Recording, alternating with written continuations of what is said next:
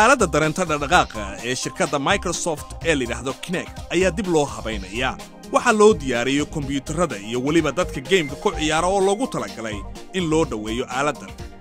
Awoodda dhinaca codka ayaa aaladdan Kinect la sii horumarin doonaa si ay ula shaqeyso Xbox iyadoo la isticmaalayo bogga Bing ee Microsoft ee wax lagu baaro. dhibaato horle ayaa haysata Rim sida ay sheegayso daraasad cusub.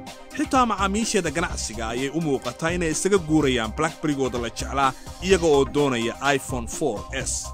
isla mar ahaantana waxa hoos u dhac uu ku yimid gadashada Playbook-ga Rim taasi oo keentay in Mareykanku qiimuhu hoos u dhaco in ka badan kala bar oo uu gaaray $199.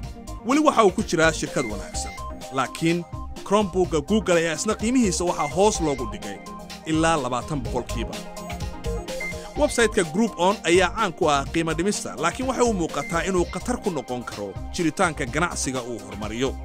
shirkad doolshaha samaysa oo UK laga leeyahay ayaa sheegtay in ay dhulka gashay kadib markii kumanaan voucher oo dheeraada oo lagu soo bandhigay Groupon dib loogala noqday sidii la filayay.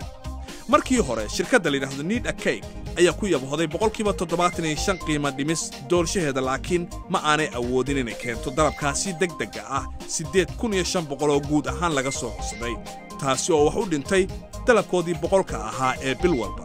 milkiilaha shirkaddaasi ayaa sheegtay inuu ahaa go'aankeedii ugu xumaa ee dhinaca ganacsiga, iyadoo qarashka dheeraadka ah ee shaqaalaha iyo qaybinta uu noqonayo guud ahaan 12500, taasi oo baabi'inaysa faa'iidadii sanadka.